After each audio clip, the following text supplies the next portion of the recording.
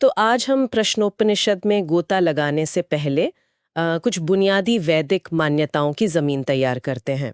हमारे पास कुछ नोट्स हैं जिनसे ये पुराने विचार सामने आते हैं।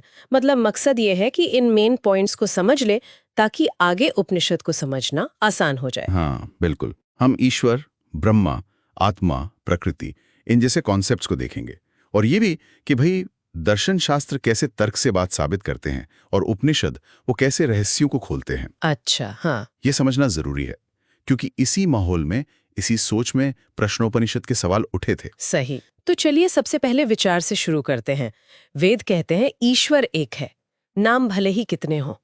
और आपने जो वो फर्क बताया दर्शन और उपनिषद का, एक लॉजिक देता है, दूसरा रहस्य बताता है।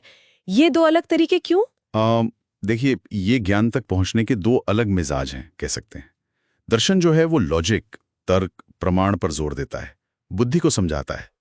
उपनिषद सीधे अनुभव की बात करते हैं, वो गहरे सच बताते हैं जो शायद तर्क से परे हों। दोनों ही जरूरी हैं। और इसी में देखिए ब्रह्म शब्द आता है। हाँ, ब्रह्म। ये सिर्फ भगवान नहीं है, इसका मतलब बहुत बहुत फैला हुआ है। परमात्मा, आत्मा, प्रकृति तीनों इसमें शामिल हैं। तीनों, अच्छा। यानी ब्रह्म एक अम्ब्रेला टर्म जैसा है और फिर परब्रह्म भी कुछ होता है। हाँ, परब्रह्म उससे भी आगे की बात है। उसमें ये जो दिखने वाला जगत है, जो बदलता रहता है, और सारी जीवात्माएं, वो सब भी समा जाती हैं।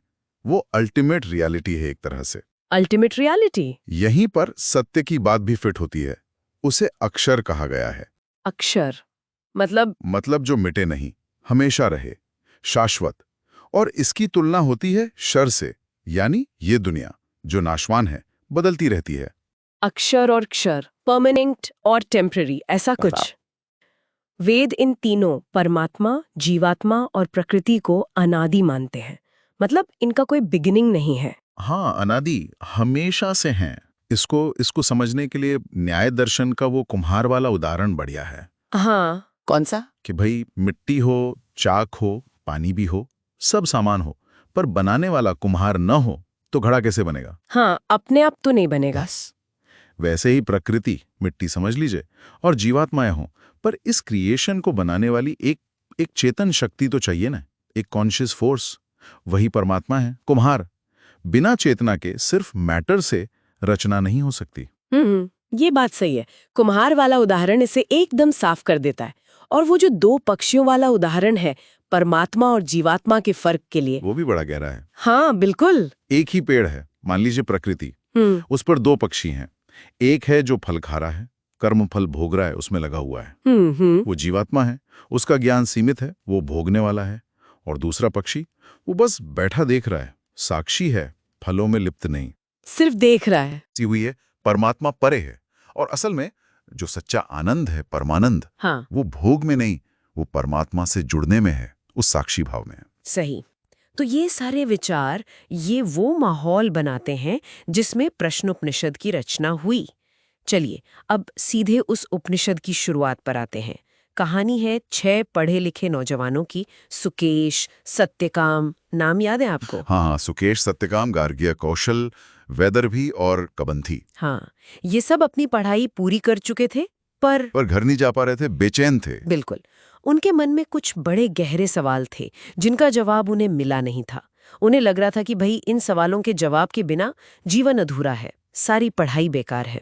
तो वे पहुंचे ऋषि पिप्पलाद के पास, उस समय के बहुत बड़े ज्ञानी। हाँ, और देखिए कैसे गए, पूरी विनम्रता से, हाथों में समिधा लेकर। समिधा यानी यज्ञ की लकड़ी।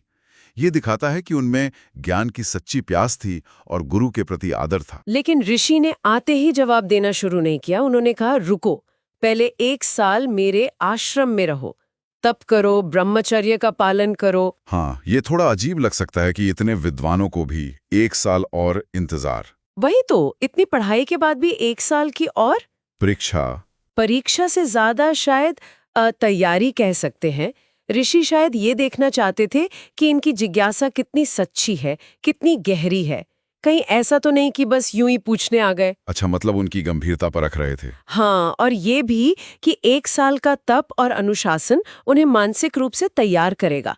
इन सवालों के जवाब सिर्फ सुनने वाले नहीं होते, उन्हें अनुभव करना होता है।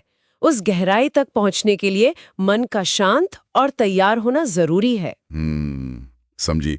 तो मतलब अपनी पूरी पढ़ाई और ज्ञान के बाद भी इन विद्वानों के मन में कुछ ऐसे बुनियादी सवाल थे जो उन्हें चैन से बैठने नहीं दे रहे थे। ये सोचने वाली बात है। बिल्कुल। और आज के समय में भी सोचिए, इन्फॉर्मेशन का इतना ओवरलोड है, गूगल पर सब मिलता है, फिर भी वो कौन सा ऐसा मूल प्रश्न हो सकता है जो आज भी किसी ज्ञान के साधक को अंदर से कचोटता रहे, जिसका जवाब वो किताबों या इंटरनेट से आगे जाकर खोजना चाहे? हाँ, शायद वही पुराने सवाल। शायद ये अस्तित्व क्या है, मैं कौन हूं, जीवन का असली मकसद क्या है, ये सवाल शायद हमेशा रहेंगे और इन पर सोचना वाकई दिलचस्प है।